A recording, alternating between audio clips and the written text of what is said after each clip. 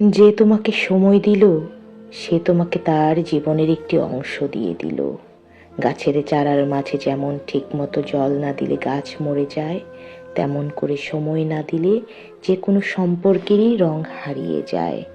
মানুষ টাকা দিয়ে কিনে দামি ঘড়ি উপহার দিতে পারে, কিন্তু সময় দেয় না।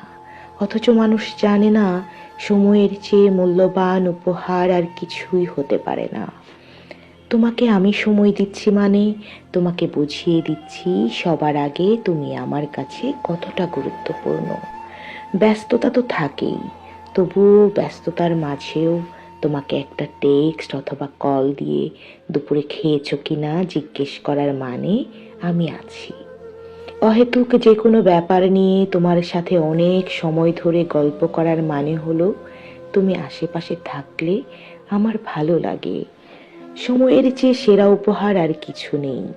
যে মানুষটা আমাদের কাছে সেরা, তাকে দিতেও হয় সেরা উপহার। সময় খুব গুরুত্বপূর্ণ। এই সময়ের অভাবে কত সম্পর্ক ভেঙে টুকরো টুকরো হতে দেখেছি, হিসেব নেই। কত বিশ্বাসের ঘরে তৃতীয় ব্যক্তি সুই হয়ে ঢুকে কুড়োল হয়ে সম্পর্কের বুক ছিঁড়ে খুঁড়ে বেরিয়ে গেছে, বলে শেষ করা যাবে না। সময় হলো সিমেন্ট বালুর মতো, প্রয়োজনের চেয়ে কম দিলে সম্পর্কে ভেঙে চুরে ধসে যায়। স্বপ্ন মানুষকে বাঁচতে শেখায়।